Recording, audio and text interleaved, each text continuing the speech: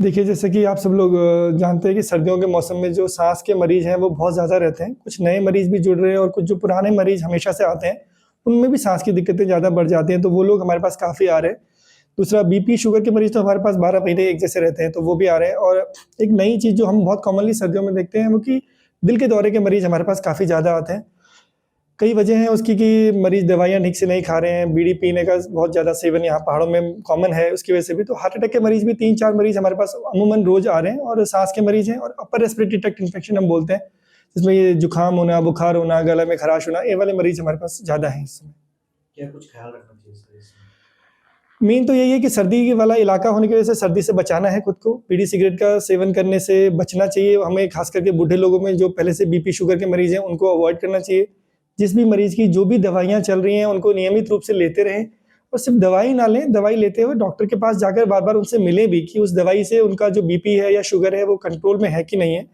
अगर ऐसी कोई परिस्थिति बनती है कि दवाई आप बार-बार जाकर नहीं ले सकते, तो थोड़ा एडवांस में दवाई स्टॉक करना भी समझदारी रहेगी। आप अस्पताल तक हर बार नहीं पहुँच सकते, तो अपने नज़दीकी स्वास्थ्य केंद्र में जाकर कम से कम बीपी, शुगर की जाँच करवाते रहिए। तो इससे आपका जो कंट्रोल है, वो पता रहेगा और बीमारी को जो है लंबे समय तक आप कंट्रोल कर पाएँगे। छोटे बच्चों में भी अमूमन इस समय जो मोस्टली रहता है, निमोनिया का कई बार खतरा रहता है या खाँसी-जुकाम। वैसे हमारे पास जो छोटे बच्चों का विभाग है, वो पीडियाट्रिशियन में ज़्यादा जाता है। मेरे पास जो ज़्यादातर बच्चे आते हैं, 14 साल से ऊपर की उम्र के ही आते हैं। तो उनमें हमारे पास वही खाँसी, जुकाम, नज़ला, ये वाली बीमारियाँ काफ़ी कॉमन हैं और बुखार तो यूजुअली गर्मियों में हमारे पास ज़्यादा होता है, तो अभी कम है। Mainly upper respiratory tract infections ही अभी हम जो मेनली डील करते हैं, वही रहता है। कई बार छोटे बच्चों में भी डायबिटीज़ हमको मिलती है, लेकिन वो कम है हमारे पास। मेन हमारे पास अभी यूआरटी का ही है, यूआरटीआई जिसको हम बोलते हैं, अपर रेस्पिरेटरी ट्रैक्ट इन्फेक्शन।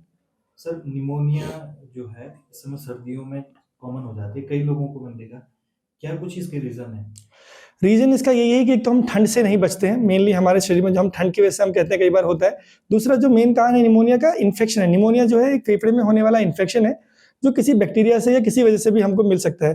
तो अगर हमारे घर में कोई ऐसा मरीज़ है जो टीबी का है या किसी और चीज़ के लिए दवाई खाता है, तो उनसे अगर उनके संपर्क में हम आएँगे तो हमको हो सकता है। किसी और वजह से अगर हमारे शरीर की इम्यूनिटी अगर कमज़ोर हो जाती है, जो सर्दियों में यूजुअली रहती है, तो उसकी वजह से भी हम उस इन्फेक्शन को एक्वायर कर लेते हैं। यूजुअली ये बैक्टीरिया एनवायरनमेंट में रहता है, लेकिन अगर हम हेल्दी रहेंगे, अच्छा खाना खाएँगे, एक्सरसाइज़ वगैरह करेंगे तो हमको इन्फेक्ट नहीं करेगा। किसी भी कारणवश अगर आपकी इम्यूनिटी कमज़ोर होगी तो वो बैक्टीरिया ओवरकम कर जाएगा और आपको निमोनिया की तरह प्रेज़ेंट करेगा। तो यही मेन कारण रहता है इसमें।